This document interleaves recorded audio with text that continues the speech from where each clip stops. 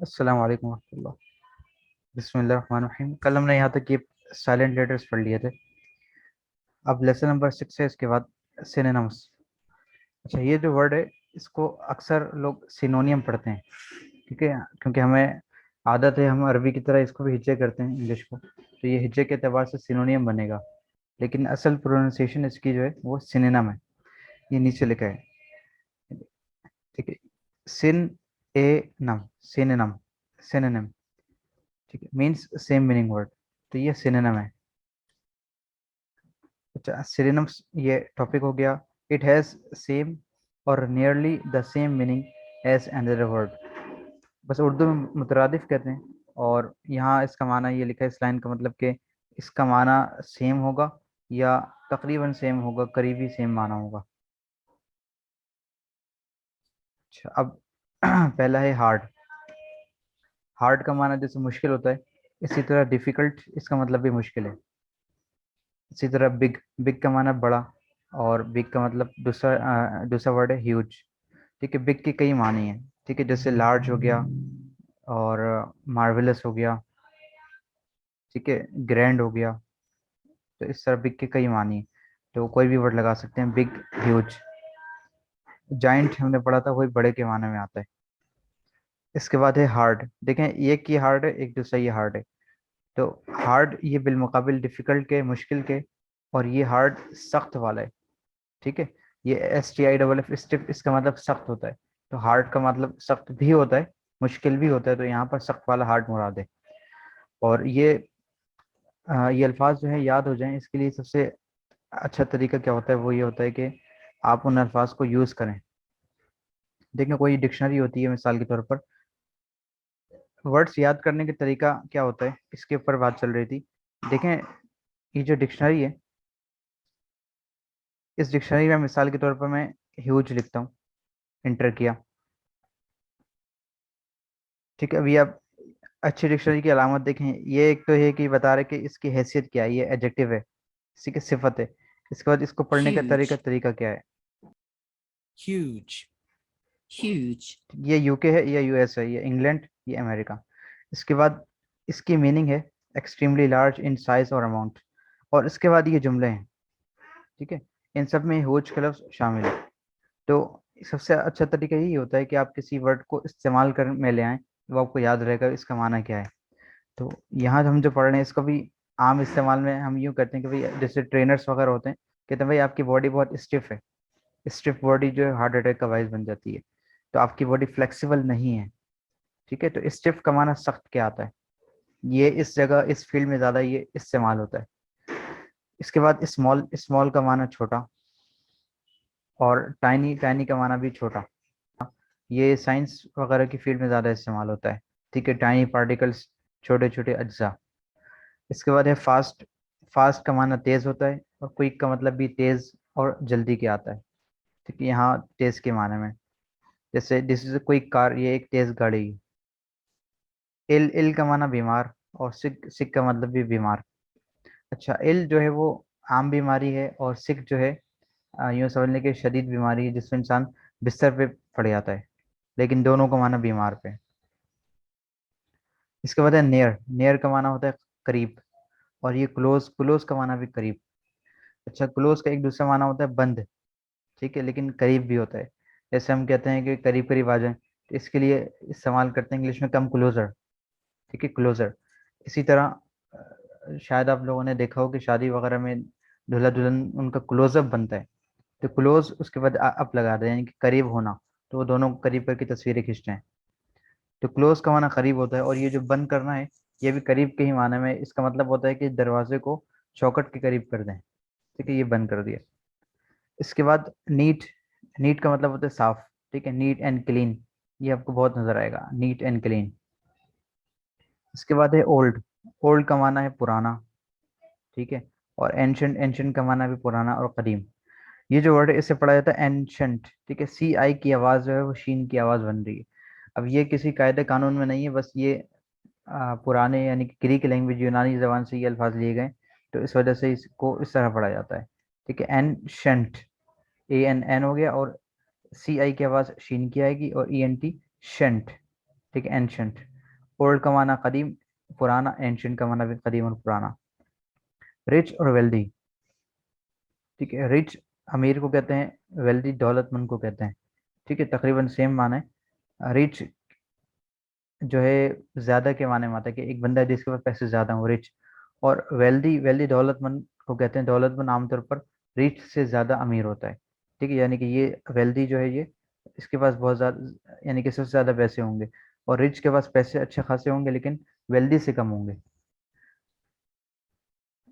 और कभी ये किसी और चीज में भी मिल जाएगा कि कोई प्रोडक्ट वगैरह होती है, उसमें ई एन लगा होता है, इनरिच। इनरिच का माना भी ज्यादा होता है कि जैसे इनरिच इन प्रोटीन्स, कि ये जो चीज़ है ये प्रोटीन में इनरिच है, यानी कि प्रोटीन बड़ी तादाद में है इसमें, जो रिच ज्यादा होने के माने में। इसके बाद है स्ट्रॉन्ग। अच्छा, एक कार्टून आया करता था, रिच रिच, तो उसमें यही लफ्ज इस्तेमाल कर रहे हैं, रिच, क्योंकि उसके पास पैसे थे अच्छे खासे। इसके बाद है स्ट्रॉन्ग। ठीक है, स्ट्रॉन्ग का एक माना मजबूत होता है और एक माना होता है ताकतवर। ठीक है, तो स्ट्रॉन्ग ये पावरफुल के माने में आया, यानी ताकतवर के साथ आया, स्ट्रॉन्ग पावरफुल।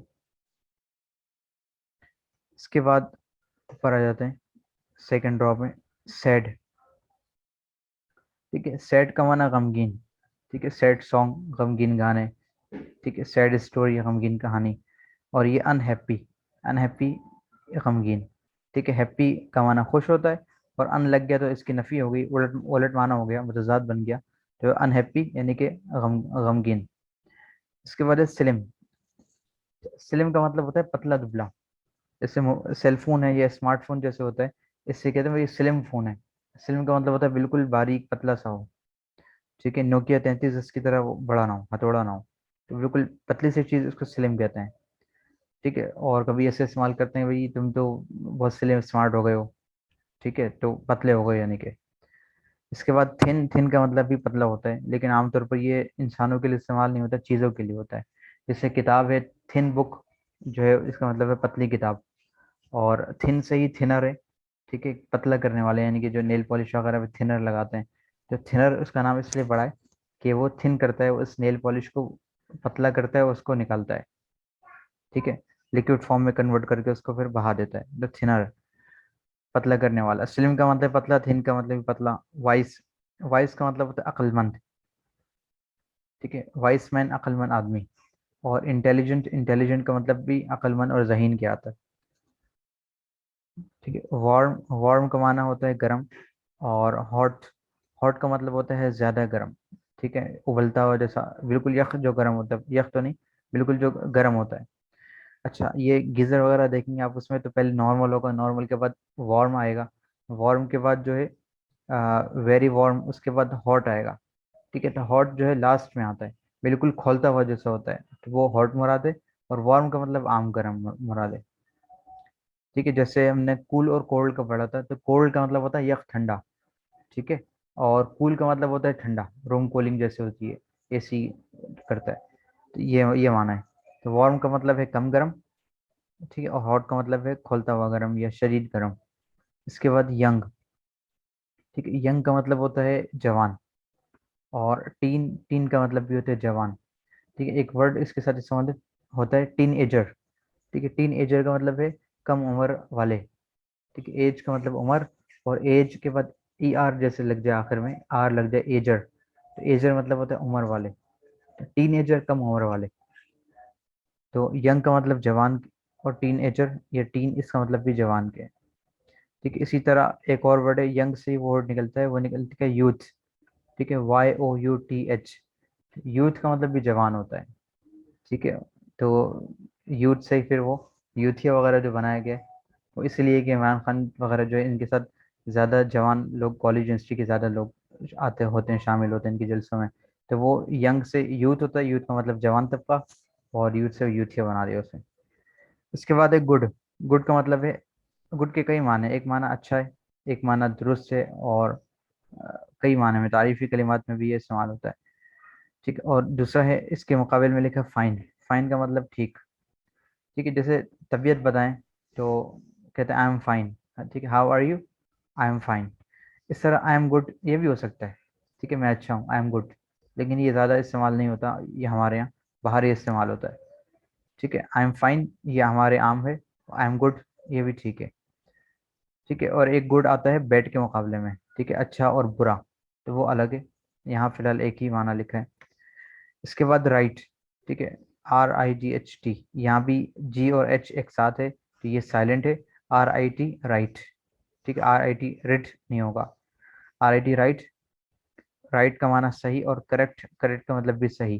ठीक है, करेक्ट आंसर सही जवाब, राइट आंसर सही जवाब, दोनों का एक ही माना है। ठीक है, और राइट के और भी कई इस्तेमाल हैं। अ, जैसे कि राइट टर्न होता है कि सीधे हाथ की तरफ आप टर्न करें, जो होता है राइट टर्न। इसी तरह राइट हैंड, सीधा हाथ। इसके बाद है ब्यूटीफुल। ब्यूटीफुल का माना खूबसूरत, और प्रिटी, प्रिटी का माना खूबसूरत। ठीक है, ब्यूटीफुल और प्रिटी, प्रिटी दोनों का माना खूबसूरत के। इसके बाद है सॉफ्ट। सॉफ्ट का मतलब होता है नर्म। ठीक है, और फ्लफी, फ्लफी का मतलब भी होता है नर्म। ये ज़्यादा इस्तेमाल नहीं होता, लेकिन इस ये कहीं कहीं आपको नज़र आ जाएगा। सॉफ्ट, सॉफ्ट का मतलब नरम के है। ठीक है, सॉफ्ट के और भी कई मानी है। मिसाल के तौर पर कोई बंदा बहुत तेज बोल रहा हो तो उसको कहते हैं स्पीक सॉफ्टली। ठीक है, नरमी से बात करें, हल्की आवाज़ में बात करें, उसके लिए सॉफ्ट का वर्ड ही इस्तेमाल करते हैं।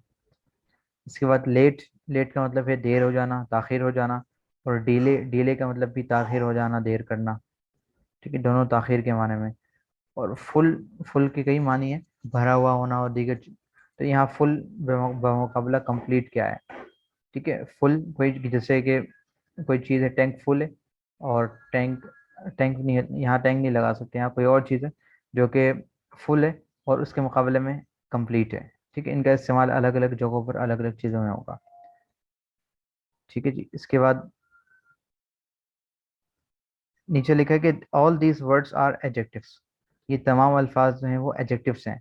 एडजेक्टिव्स क्या हैं ये भी आया नहीं, इंशाल्लाह आगे आएगा। एडजेक्टिव सिफत को कहते हैं। ठीक है, एडजेक्टिव, डी साइलेंट इसमें पढ़ा जाता है। बाज डी को भी पढ़ते हैं, लेकिन आमतौर पर साइलेंट पढ़ा जाता है। तो adjective, the all this words are adjective, ये तमाम अल्फाज एडजेक्टिव्स हैं। Adjectives are the words which describes noun. Adjectives वो अल्फाज होते हैं, वो वर्ड्स होते हैं विच जो के डिस्क्राइब नाउन, नाउन को बयान करते हैं, इसम को बयान करते हैं। ठीक है, सिफत आमतौर पर इसम के साथ ही आती, तो ये वही है। इसके बाद सेकंड टॉपिक हमारा आज का लेसन नंबर 7। ठीक है, एंटोनिम्स। ये एंटोनियम्स, इसको आमतौर पर पढ़ा जाएगा हिज्जे के एतबार से, लेकिन सही नहीं है। इसका सही तलफ़ुज़ जो है वो है एंटीनम। ये देखें, एंटीनम। ठीक है, एंटीनम मीन्स अपोजिट वर्ड, इसका मतलब होता है अपोजिट वर्ड, यानी कि मुतजाद लफ्ज। It has the opposite or nearly opposite meaning as another word. ठीक, इसका माना अपोजिट होता है, उल्टा होता है, या करीबी उल्टा माना होता है दूसरे वर्ड के मुकाबले में। अच्छा, हार्ड, हार्ड का इजी। अच्छा, ये जो वर्ड्स हैं ये सारे के सारे वही हैं जो पीछे गुजरे हैं। ठीक है, बस इनका एंटोनिम है ये चेंज होगा। ठीक है, हार्ड, हार्ड का माना मुश्किल के, हार्ड का माना इजी के। ठीक है, इसका उल्टा इजी हो गया। जैसे भाई इम्तिहान बहुत हार्ड था, इम्तिहान बहुत इजी था, टेस्ट बहुत इजी था। इसके बाद है बिग। बिग का मतलब है बड़ा, और टाइनी, टाइनी का मतलब है छोटा। हार्ड, हार्ड का मतलब यहाँ सख्त है, और यहाँ हार्ड का मतलब है सॉफ्ट, नरम।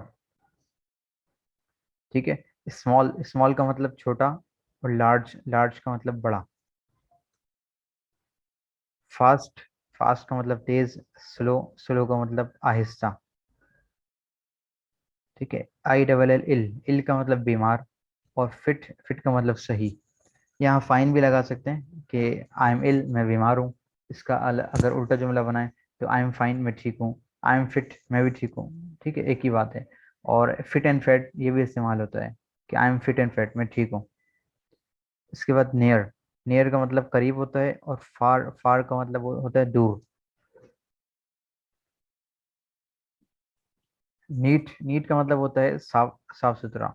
और डस्टी, डस्टी का मतलब होता है गंदा। अच्छा, ये जो डस्टी है निकला है, ये निकला है डस्ट से, DUST, डस्ट।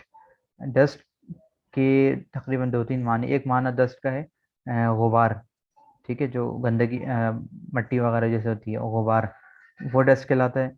और डस्ट का दूसरा माना कचरा होता है। ठीक है, जैसे उससे बनता है डस्ट बिन। ठीक है, कचरा, कचरे का डब्बा, बिन का माना डब्बा होता है।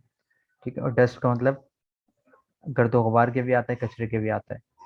ठीक है, और डस्ट को हटाने का काम जो होता है उसे कहते हैं डस्टिंग। ठीक है, DUST और ING लगा दिया कि भाई क्या कर रहे हो, डस्टिंग कर रहा हूँ, मुझे डस्टिंग करनी है। यानी कि एक कपड़े से झाड़ना है तमाम चीज़ों को, और गर्दो गुबार को भगाना है, हटाना है। तो नीट साफ सुथरा, डस्ट गंदा। ओल्ड, ओल्ड का माना पुराना। न्यू, न्यू का मतलब नया। रिच, रिच का मतलब अमीर। और पुअर, पुअर का मतलब गरीब। ठीक है, रिच अमीर हो गया और पुअर गरीब हो गया। इसके बाद स्ट्रॉन्ग, स्ट्रॉन्ग ताकतवर, और वीक कमजोर। इसके बाद वर्ड एंटोनिम में आ जाएं तो दोबारा सैड, सैड का माना गमगीन है। और हैप्पी, हैप्पी का मतलब खुश है। ठीक है, स्लिम, स्लिम का मतलब होता है पतला। और फैट, फैट का मतलब होता है मोटा। अच्छा, एक बात यहाँ पे ज़मीनी तौर पर याद रखें, जैसे अमेरिका वगैरह दीगर ममालिक है, वहाँ हेट स्पीच बहुत ज़्यादा है कि आप किसी को चढ़ा नहीं सकते, आप दीगर उल्टा सीधा नहीं बोल सकते। तो वहाँ ये भी कानून है कि आप किसी को फैट नहीं बोल सकते। अगर आपने बोला कि भाई ही इज़ फैट, या आपने कहा भाई यू आर फैट, और वो कंप्लेन कर दे, तो फिर आपके खिलाफ कार्रवाई हो सकती है। तो वहाँ किसी को मोटा बोलने की इजाज़त नहीं है। अगर किसी से बात कर रहे हैं, आप कह सकते हैं या यू हैव वेट इश्यूज, कि आपको वजन के मसाइल हैं, वेट इशू है। ठीक है जी। तो फैट वो बुरा मानते हैं। और चिड़, एक चिड़ के तौर पर ये लोग चिढ़ाते हैं, फैटी कहते हैं बाद लोगों को। ठीक है, जो क्लास में जैसे कोई मोटा है और दिमाग उसका कम चलता है, तो लोग बोलते हैं फैटी, फैटी है, फैटी इधर आ जाओ, ये इस रकम है फैटी। तो ये एक चिड़ की तरह ही है।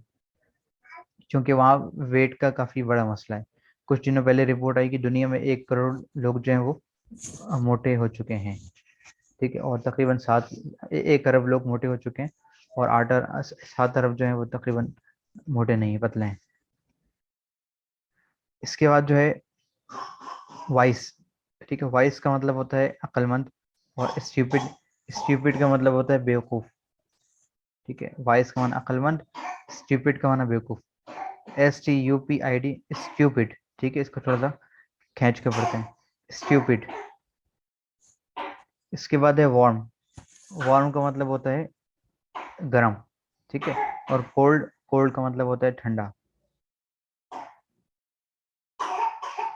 इसके बाद यंग, यंग का मतलब होता है जवान। और ओल्ड, ओल्ड का मतलब होता है बूढ़ा। इसी तरह गुड, गुड का मतलब है अच्छा। और बैड, बैड का मतलब है बुरा। ठीक है, ये गुड अच्छा, अच्छा अच्छे के लिए आया, और ये बैड बुरे के लिए आया।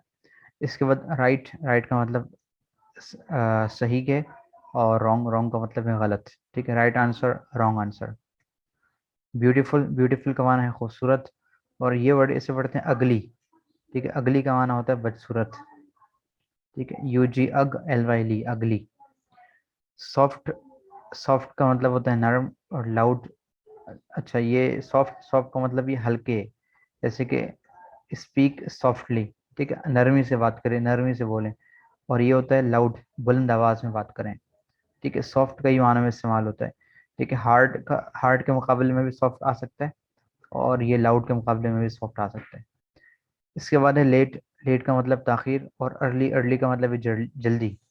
ठीक है, अर्ली मॉर्निंग सुबह सवेरे, सुबह जल्दी। ठीक है, और लेट मॉर्निंग रात को ताखीर से। ठीक है, लेट का मतलब ताखीर है। और इसी तरह अर्ली नाइट अगर कहा जाए, अर्ली नाइट, इसका मतलब होगा 8-9 बजे। ठीक है, रात की शुरुआत में। ठीक है, अर्ली मॉर्निंग सुबह 7 बजे, लेट मॉर्निंग 11-12 बजे। इसी तरह फुल, फुल का माना भरा हुआ होना। और यहाँ फुल का मतलब है लिखा है यहाँ पे मतलब एम्प्टी। एम्प्टी का मतलब होता है खाली। ठीक है, कंप्यूटर वगैरह पे भी एम्प्टी आता है जब किसी चीज़ को ख़त्म कर दें, तो एम्प्टी का माना खाली क्या आता है। मिसाल के तौर पर यहाँ रिसाइकल बिन, यहाँ देखें ये लिखा है एम्प्टी रिसाइकल बिन, यानी कि रिसाइकल बिन को खाली करते हैं। अच्छा, अब यहाँ इस यहाँ पे लिखा है कि all this words are adjectives, ये तमाम अल्फाज सिफात के हैं, एडजेक्टिव्स के हैं। They describe quality of noun, ये तमाम अल्फाज नाउन की क्वालिटी बयान करते हैं। अच्छा, इसके बाद ये एंटोनिम पढ़ लिया हमने। इसके बाद आते हैं आगे, ये एक्सरसाइज है, ठीक है। Right the synonym and antonym of the following words. ये इंशाल्लाह मैं ग्रुप में भेज दूंगा, मुबशिर को भी भेज दूंगा। तो ये वर्ड है, इसके बाद इसका सिनोनिम लिखना है और आगे एंटोनिम लिखना है। तो आप जिस तरह इसको करना चाहें कर लें। इससे ये होगा कि आपकी प्रैक्टिस हो जाएगी, आपको अल्फाज जो हैं वो याद हो जाएंगे अच्छी तरीके से। इसके बाद आ जाते हैं लेसन नंबर 8 पर। लेसन नंबर 8 जो है इसका नाम है डिस्क्राइबिंग वर्ड्स। डिस्क्राइब का मतलब होता है बयान करना, ठीक है। DSCRIB भी होता है यहाँ पर, ठीक है। वो जब इसको डिस्क्राइबिंग बनाया तो ई चला गया, ई हज़फ हो गया। तो डिस्क्राइबिंग वर्ड्स का मतलब होता है ऐसे अल्फाज जो कि वजाहत करें, वजाहती अल्फाज, ठीक है। ये सिफत का ही टॉपिक है पूरा। एडजेक्टिव्स आर डिस्क्राइबिंग वर्ड्स, ठीक है। एडजेक्टिव्स जो हैं वो डिस्क्राइबिंग वर्ड्स होते हैं। सिफत वजाहती अल्फाज होते हैं।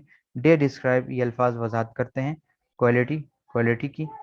क्वांटिटी, मकदार की, ठीक है। क्वालिटी यानी कि कोई खासियत, और क्वांटिटी, क्वांटिटी यानी कि हम कोई मकदार, उसके आगे इटिस लगा दिया, वगैरह वगैरह। ऑफ अ नाउन, किसी नाउन की, ठीक है। ठीक है, आमतौर पर इंग्लिश में ये समझाते हैं कि एडजेक्टिव्स जो है वो नाउन नाउन के हवाले से तफसील फराहम करता है, ठीक है। कि कोई चीज़ है वो कैसा है, इसके हवाले से मालूमात फराहम करने वाले अल्फाज वो इससे वो एडजेक्टिव होते हैं, सिफत होते हैं। मिसाल के तौर पर आ बॉल, ठीक है, एक गेंद। इसको हम वर्ड पे देखते हैं, ठीक है। ये आ बॉल लिखा, एक गेंद। अब ये एक नाउन है, ठीक है। अब हम ऐसे करते हैं, यहाँ सिफत लगा देते हैं, ठीक है। आप ब्लैक बॉल, तो ये जो ब्लैक है ये अल्लाह वाला करे, ये सिफत है। और इसके आगे एक और सिफत लगाते हैं, अब ब्लैक हार्ड बॉल, ठीक है, यानी कि काले रंग का हार्ड बॉल। इसी तरह यहाँ पर भी मिसालें हैं। नोट, ये नोट फरमाए, नॉर्मली आमतौर पर an adjective is written before the noun. एक जो एडजेक्टिव है वो नाउन से पहले आता है, ठीक है। उर्दू में जिस तरह होता है वहाँ इंग्लिश में भी ऐसा ही है, ठीक है। इसम, ये हमारा इसम है और ये सिफत है। तो पहले सिफत आएगी या सिफात आएंगे, उसके बाद इसम आएगी। अ शॉर्ट पेंसिल, एक छोटी पेंसिल। अ लॉन्ग पेंसिल, एक लंबी पेंसिल। इससे पेंसिल की वजाहत हो रही है, ठीक है। ये जो लफ्ज़ है लॉन्ग या शॉर्ट, ये वजाहती लफ्ज़ है यानी कि सिफत है। इसके बाद आई स्मॉल एप्पल, ठीक है, एक छोटा सेब। अ बिग एप्पल, एक बड़ा सेब। अ थिन बुक, ये थिन लफ्ज़ अभी गुजरा है, ठीक है। THIN, थिन, थिन का मतलब है पतला, पतली किताब। और THIC के थिक, यानी कि एक मोटी किताब। तो ये 3 मिसालें हैं। इसके बाद चौथी मिसाल आ गई, अ स्पोर्ट्स कार, ठीक है, एक स्पोर्ट्स कार यानी कि रेस वगैरह में, स्पोर्ट्स वगैरह के लिए इस्तेमाल होने वाली गाड़ी। Sports car. A beautiful fish, ठीक है, एक खूबसूरत मछली। फिश का माना मछली है, ये नाउन है। और ब्यूटीफुल ये सिफत है, ठीक है। अच्छा, इसके बाद आखिर में कह रहे हैं कि एडजेक्टिव में be any number, size, shape, condition, colour, etc। Adjective कुछ भी हो सकता है, ये नहीं हो सकता बाज मतलब तारीफात वगैरह लिखवाते हैं तो नाक़िस तारीफ होती है, उसमें ये लिखाते हैं कि भाई जो एडजेक्टिव की अच्छाई या बुराई बयान करे, जो ऐसा लफ्ज़ जो कि किसी इसम की अच्छाई बुराई बयान करे, वो सिफत कहलाता है। तो यहाँ पर नहीं है, कम से कम इंग्लिश में ऐसा नहीं। इंग्लिश में कहने के अगर कोई नंबर भी है, जैसे मिसाल के तौर पर यहाँ पर लिखा जाए 2 कार्स, ठीक है, 2 गाड़ियाँ, तो ये 2 जो होगा ये एडजेक्टिव होगा, ठीक। इसकी वजह क्या है कि ये नाउन की मीनिंग क्लियर कर रहा है। अच्छा, बाज़ मरतब आपको ये तारीफ मिलेगी कि adjective is a word which gives the meaning of noun, which describe the meaning of noun, ठीक। ऐसा वर्ड जो कि क्या कहेंगे, ऐसा वर्ड जो कि इस्म के माना में इजाफा करे, वो भी वो सिफत कहलाता है, ठीक है। यानी कि कार, गाड़ी। इसके बाद स्पोर्ट्स कार, एक स्पोर्ट्स वाली गाड़ी, तो इसकी मीनिंग में इजाफा हो गया। जैसे किसी को कहा जाए कि भाई वो पेन उठा कर लाना, तो ये पेन कहा है हमने, ठीक है। इसके बाद हमने कहा भाई वो ब्लू वाला पेन चाहिए, तो ये ब्लू है, ये इसकी मीनिंग में इजाफा कर रहा है, तो वो सिफत कहलाएगा। तो इंग्लिश में कहने के ये कोई नंबर हो, ठीक है, वो भी सिफत होगा। साइज, बिग, स्मॉल, लार्ज, ये सारे ये भी सिफात हैं। शेप, स्क्वायर है या सर्कुलर है, ओवल है, जैसा भी है वो सारे सिफात होंगे। ठीक है, कंडीशन, हालत हो, न्यू, ओल्ड, ये सारी सिफात हैं। या कोई कलर हो, ठीक है, अब ब्लू फिश या एन ऑरेंज फिश, ठीक है, वो तमाम के तमाम फल सिफात आएंगे। और बस ये याद रखें कि अगर ये इसम है, ठीक है, इसम से पहले जितनी जितने अल्फाज आ रहे हैं आमतौर पर सिफात के ही आएंगे। ठीक है, अगर यहाँ आ है और दरमियान में अल्फाज दो तीन है, उसके बाद इसम है, तो दरमियान वाले अल्फाज जो हैं आमतौर पर वो इसम होंगे। इसके बाद ये एक्सरसाइज आ गई आपके लिए। ठीक है, अब यहाँ देखें, put suitable adjectives in the blanks. Suitable का माना होता है मुनासिब। ठीक है, पुट का मतलब होता है लगाना, पुट का एक माना होता है रखना, तो यहाँ लगाने के माने में पुट लगाइए, सूटेबल मुनासिब, एडजेक्टिव सिफत, इन द ब्लैंक्स ब्लैंक्स में, ठीक है, खाली जगह पर। तो खाली जगह पर सही मुनासिब सिफत लगाएं। तो मिसाल के तौर पर आर डैश कैट है, आप ब्लैक कैट कर दें। ठीक है, इस तरह ये आपने बनाने हैं, 10 के 10 यहाँ पर हैं। और यहाँ देखा जाए नीचे की तरफ, तो ये दूसरी एक्सरसाइज है, पुट सुटेबल नाउन्स। अब यहाँ पर आपको नाउन लगाना है, a big dash in the blanks में। अच्छा, ये आप लगा लेंगे अगर, तो यूँ समझ लें कि आप जुमला नाफिसा बनाने के काबिल हो जाएंगे। अब हम वर्ड्स हमने काफ़ी पढ़ लिए, वर्ड्स से अब हम जुमलों की तरफ जा रहे हैं। तो जुमले से पहले ये जुमले नाकिस नाकिस है। ठीक है, ये इसको इंग्लिश में फ्रेज कहते हैं, PHRASE, फ्रेज। ठीक है, PH की आवाज़ फे की निकलेगी, और RASE, रेस, फ्रेज। इसका मतलब होता है अधूरा जुमला, जुमला नाकिसा। इसके बाद ये भी एक ट्रांसलेशन है, इंशाल्लाह कल जुमा है, तो आप लोग सही तरह इसको कर लेंगे आराम से। आप लोगों ने दिस और डेट वाले जुमले बनाए थे, ठीक है, तो ये वही हैं, लेकिन दरमियान में सिफत है। जैसे ये एक लाल कलम है,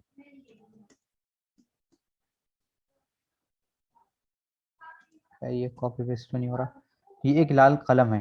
ठीक है, सबसे पहले आ जाएगा दिस इज, ठीक है, उसके बाद आ जाएगा और रेड पेन आ जाएगा, फिर लाल कलम, रेड पेन। अगर यहाँ से आप सिफत निकाल दें, लाल, ये एक कलम है, दिस इज अ पेन। ठीक है, ये एक लाल कलम है, this is a red pen. पहले सिफत है, उसके बाद इसम है, this is a red pen. वो एक साफ कमरा है, तो साफ को भी हटा दें, वो एक कमरा है, that is a room, that is a room. और वो एक साफ कमरा है, that is a clean room, या that is a neat room. ठीक है जी, तो ये सारे काम आपको इसमें करने हैं। इसमें कोई सवाल यहाँ तक?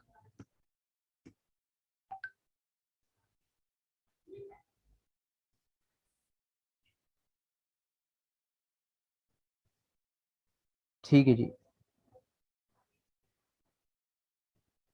सही। अब आगे चलते हैं, ये लेसन 9 ये भी आज पढ़ लेते हैं। टाइप्स ऑफ सेंटेंसेस, जुमलों की अकसाम। There are 4 kinds of sentences, जुमले के 4 अकसाम हैं। ठीक है, पहला डिक्लेरेटिव सेंटेंस, उसके बाद दूसरा इंट्रोगेटिव सेंटेंस, तीसरा इंपेरेटिव सेंटेंस, और चौथा एक्सक्लेमेटरी सेंटेंस। अच्छा, इसकी अब थोड़ी सी तफसीलात हैं। डिक्लेरेटिव सेंटेंस, ठीक है, डिक्लेरेटिव निकला है डिक्लेयर से। डिक्लेयर सुना होगा आपने, क्रिकेट वगैरह में भी होता है कि टीम ने डिक्लेयर कर दिया। तो डिक्लेयर का लफ्जी माना होता है ऐलान करना। ठीक है, और ऐलान करना, वो अपनी हार का ऐलान करते हैं आमतौर पर। ठीक है, डिक्लेयर का मतलब होता है ऐलान करना। तो ऐलानिया जुमला या बयानिया जुमला, वो डिक्लेरेटिव सेंटेंस होता है, उर्दू में बयानिया जुमला कहते हैं इसको। तो इसकी तारीफ लिखी है कि इट मेक्स अ स्टेटमेंट, ये इस किस्म के जुमले स्टेटमेंट देते हैं, ठीक है, बयान देते हैं। आपने सुना होगा भाई पुलिस स्टेटमेंट रिकॉर्ड कर रही है, तो स्टेटमेंट का मतलब बयान होता है। और कभी इसके लिए स्टेट का लफ्ज भी आ सकता है, STATE, स्टेट। इसका मतलब भी बयान का आता है, बयान होता है। ठीक है, और एक्सप्रेसेस और इजहार करता है। एक्सप्रेस का मतलब होता है इजहार करना। ठीक है, एन ओपिनियन, राय। ओपिनियन का मतलब होता है अपनी राय, अपना ख्याल। तो ऐसा जुमला जो कि अपनी राय या ख्याल का इजहार करे, बयानी जुमला जिसको जिसम क्या कहा जाता है, वो डिक्लेरेटिव सेंटेंस होता है। एग्जाम्पल्स, मिसाल इसकी है कि आई एम अली, मैं अली हूँ। ठीक है, उसके बाद दूसरी है ही इज़ नॉट फैट, वो मोटा नहीं है। तो इसमें मुस्बत और मनफी दोनों जुमले आ गए। सादा जुमले में ये इनको काउंट किया जाता है इंग्लिश में। और इसके बिलमुकाबिल ये इंट्रोगेटिव सेंटेंस है, ये सवालिया जुमला है। ठीक है। और यहाँ ये निशान लगाए कि जुमले के आखिर में फुल स्टॉप आएगा, और यहाँ जुमले के आखिर में इंट्रोगेटिव सवालिया निशान आएगा। साइन ऑफ इंटेरोगेशन कह लें, या आसान अल्फाज में कहना चाहें तो क्वेश्चन मार्क आएगा। अच्छा, इसके बाद एक वर्ड यहाँ, ये जो लफ्ज़ है इसको पढ़ने के एतबार से, हाँ आमतौर पर इसको लोग पढ़ते हैं इंटेरोगेटिव, तो इंटेरोगेटिव नहीं होता, ये होता है इंट्रोगेटिव। ये जो ई है इसको नहीं पढ़ा जाता। ठीक है, इंट्रोगेटिव। और कभी अगर इन, इन, इन यानी कि इंट्रोगेटिव ना हो और इंटेरोगेशन हो तो वहाँ पर ई को पढ़ा जाएगा। जैसे तफ्तीश, तफ्तीश करना, इसको इंग्लिश में कहते हैं इंटेरोगेशन करना, कि पुलिस इंटेरोगेट कर रही है या इंटेरोगेशन कर रही है, तो वहाँ पर इसी को पढ़ा जाता है। लेकिन ये जो टाइप बनाई गई है इंट्रोगेटिव, यहाँ पर नहीं पढ़ा जाता, यहाँ पर इसको पढ़ा जाएगा इंट्रोगेटिव, इंट्रोगेटिव। अच्छा, इट आस्क्स अ क्वेश्चन, ये सवाल पूछता है। एग्जांपल, मिसाल के तौर पर, हु आर यू, आप कौन हैं, हाउ आर यू, आप कैसे हैं। ठीक है जी, तो ये बयानिया जुमले हैं, ये सवालिया जुमले, ये दो किस्म हो गई। बाज़ क्या करते हैं, बाज़ किताबों में आपको मिलेगा कि ये जो डिक्लेरेटिव है इसको दो हिस्सों में तकसीम कर दिया जाता है। ठीक है, उसकी तकसीम अगले चैप्टर में आ रही है। ठीक है, वो अलग अलग कर देते हैं कि मुस्बत जुमलों को अलग करते हैं, मनफी को अलग करते हैं। फिलहाल इनको एक में रखा है, और मुसन्नद किताब से ये चीज़ ली गई है। और माना ये है कि भाई ये कोई ये सवाल है तो ये जवाब है। ठीक है, ये बयान है किसी चीज़ के बारे में, और ये सवाल है, तो बयान नफ़ी में हो या मुस्बत हो, बयान बयान है। इसके बाद इम्पेरेटिव सेंटेंस। अच्छा, इम्पेरेटिव सेंटेंस का मतलब होता है कि इट गिव्स अ कमांड और रिक्वेस्ट समथिंग, ये हुक्म, इस जुमले में हुक्म दिया जाता है या कुछ गुजारिश की जाती है। आमतौर पर हुक्मिया जुमला जैसे होता है, अमर के जुमले, वो इम्पेरेटिव सेंटेंस कहलाते हैं। लेकिन यहाँ इंग्लिश में रिक्वेस्ट जो होती है, गुजारिश वगैरह, वो भी इस इम्पेरेटिव में शामिल होती है। ठीक है जी, तो आमतौर पर ऐसे ही होता है, लेकिन यहाँ पर भी शामिल है। बस फ़र्क ये होगा कि यहाँ हमें, जैसे ये जुमला है कम हेयर, ये हुक्म है कि इधर आओ। और नंबर 2 प्लीज़ हेल्प मी, ये गुजारिश है कि बराए मेहरबानी मेरी मदद करें, तो यहाँ प्लीज़ का लफ्ज़ लगा दिया। ठीक है, इम्पेरेटिव का मतलब हुक्मिया जुमला, ये गुजारिश वाले जुमले। और इसके बाद है एक्सक्लेमेटरी सेंटेंस, इससे इससे हम ब्रिटिश ब्रिटिश इंग्लिश में पढ़ते हैं एक्सक्लेमेटरी। ठीक है, एक्सक्लेमेटरी। और अमेरिकन इंग्लिश में इसको अलग तरीके से पढ़ा जाता है, वो होता है एक्सक्लेमेटोरी। ठीक है, TORY वो मिलाकर पढ़ते हैं एक्सक्लेमेटोरी। लेकिन हमारे यहाँ जो आमतौर पर पढ़ा जाता है वो होता है एक्सक्लेमेटरी, और ब्रिटिश ऐसे ही पढ़ते हैं, कोई गलत नहीं है। एक्सक्लेमेटरी सेंटेंस की तारीफ है कि इट एक्सप्रेसेस, ये जुमला बयान करता है फीलिंग्स, एहसासात को, और इमोशंस और जज्बात को। ठीक है, हमने पंचुएशन वाले चैप्टर में पढ़ा था एक्सक्लेमेशन, ये वही चीज़ है। ठीक है, ऐसे जुमले जिसमें इजहार किया जाए किसी चीज़ का, उसके लास्ट में ये एक्सक्लेमेशन मार्क लगाते हैं। ये जो निशान उल्टा आई का नज़र आ रहा है, ये कहलाता है एक्सक्लेमेशन मार्क, एक्सक्लेमेशन मार्क। और ये एक्सक्लेमेशन मार्क लगता है एक्सक्लेमेटरी सेंटेंस के आखिर में। एग्जाम्पल, मिसाल के तौर पर, Yahoo I won the game. ठीक है, इसको ऐसा पढ़ा जाता है Yahoo I won the game, इस तरह, तो टोन ऊपर हो जाती है थोड़ी सी इसमें। और ये गमगीन है, अल्लाह आई लॉस्ट द गेम। ठीक है, अफसोस में गेम हार गया, तो आवाज़ इसमें थोड़ी सी डाउन हो जाती है कि अफसोस में गेम हार गया, मैं खेल हार गया। और टिप के तौर पर यहाँ पर कह रहे हैं कि सिंबल टेल्स, सिंबल का माना होता है अलामत और निशान, ये जो चीज़ें लगी हुई हैं इस सिंबल के माने में। तो सिंबल टेल्स, सिंबल बताता है about the kind of sentence, जुमलों की किस्म के बारे में। अब देखें, कोई डिक्लेरेटिव सेंटेंस होगा उसके आखिर में फुल स्टॉप नजर आएगा, कोई इंट्रोगेटिव सेंटेंस होगा उसके आखिर में क्वेश्चन मार्क होगा, एक्सक्लेमेटिव सेंटेंस होगा उसके आखिर में एक्सक्लेमेशन मार्क होगा। और अगर इम्पेरेटिव सेंटेंस हो तो उसके आखिर में या तो फुल स्टॉप होगा, या ये एक्सक्लेमेशन मार्क होगा, फुल स्टॉप होगा या फिर ये एक्सक्लेमेशन मार्क होगा। ठीक है। अच्छा, कब क्या होगा, इसकी तफसील ये है कि अगर कोई जुमला है वो सही टोन में कहा जाए, एक आम लहजे में कहा जाए, तो उसके आखिर में फुल स्टॉप लगेगा। और अगर आवाज़ को बढ़ाकर ये कम करके बोला जाए ठीक है, या खींच कर बोला जाए या बहुत जल्दी बोला जाए तो इसमें ये एक्सक्लेमेशन का साइन लगेगा। ठीक है, जैसे ये कम हियर, किसी बच्चे को बुला रहे हैं तो गुस्से में बुलाते हैं इधर आओ, तो आवाज़ इसमें बढ़ जाती है। और प्लीज़ हेल्प मी, ये आम आम जैसे तो कहते हैं कि भाई बराए मेहरबानी मेरी मदद करें। ठीक है, तो इसमें फुल स्टॉप है। यहाँ तक कि आज का सबक रखते हैं इंशाल्लाह। कोई सवाल हो तो आप कर लेंगे इंशाल्लाह मुझसे।